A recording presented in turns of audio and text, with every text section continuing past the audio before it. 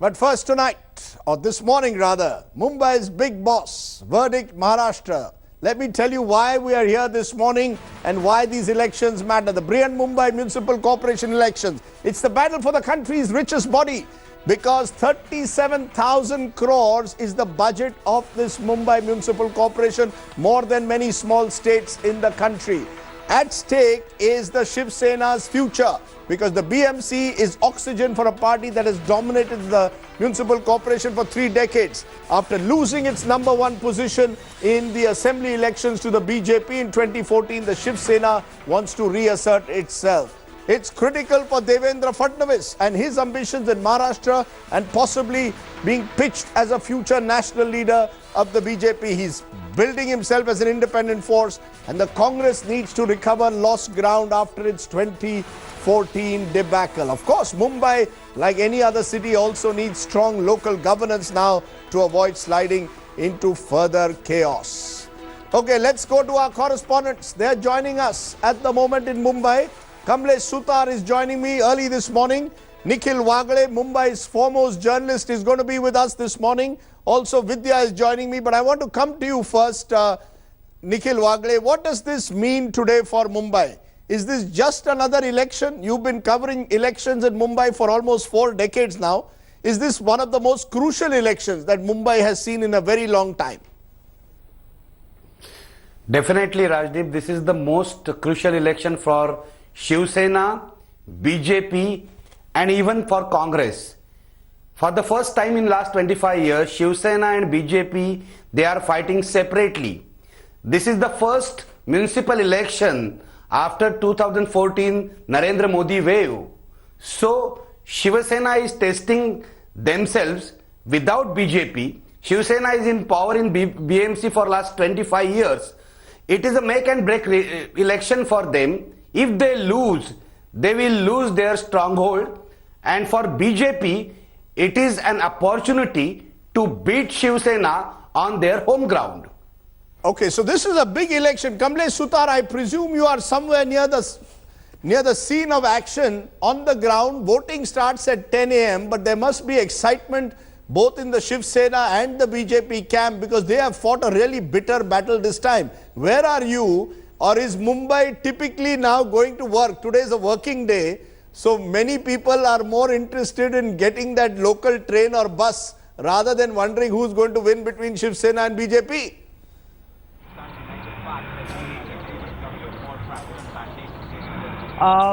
Indeed, Rajiv, it's a working day in Mumbai. I am outside Matoshri, the Thakre residence in Bandra East, and the entire action perhaps would start at Matoshri once the results start pouring. And Mumbaikars, as usual, on a working day would be busy catching their 8:15 or 8:16 local from different suburbs. But for the ones who are closely watching this battle between Shiv Sena and BJP, perhaps the scene of action would be Matoshri. Once the results start pouring in, we might just see a sea of Shiv Sena workers thronging this area that we have seen earlier. But will that scene be here is the big question. The way the exit polls have predicted a hung house, so as to say, with the Shiv Sena emerging as the #1 party. There are already backroom talks in the Shiv Sena leaders who have been strategizing for the party for last 1 month or so are also discussing in case the Shiv Sena crosses 95 and whether it does not crosses 95. What are the options going to be? Whether it has to...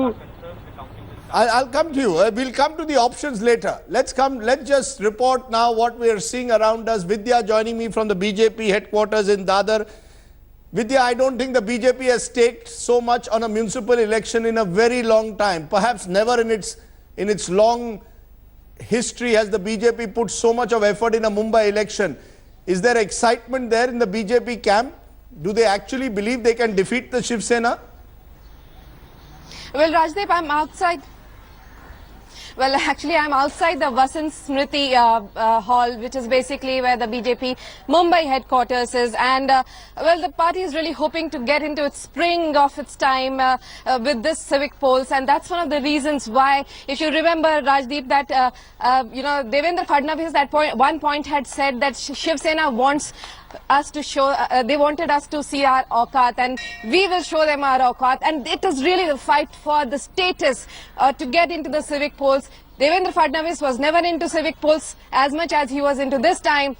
And it was not just him, the entire party put entire might behind these civic polls, not just in Mumbai, but just about every other 9 civic polls where they were happening. And that's one of the reasons why the party members will be trickling in here sometime from now.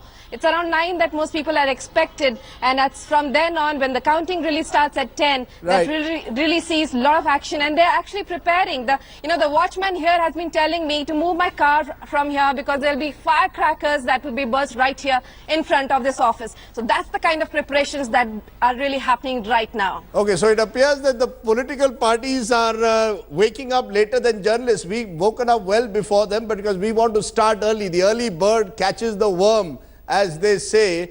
I want to also go quickly to Pune, where my correspondent Pankaj Khedkar is joining us. Pune is interesting also, Pankaj, because here the NCP and Sharad Pawar is also in the battle.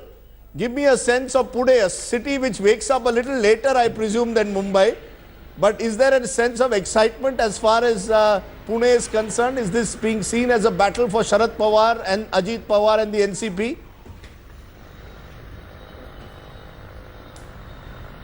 Rajdeep, as you rightly said, that Pune wakes a little later. It is also known as the pensioners' paradise, but lately Pune has become an active city, and for Sharad Pawar and Ajit Pawar, it is a fight for their pride.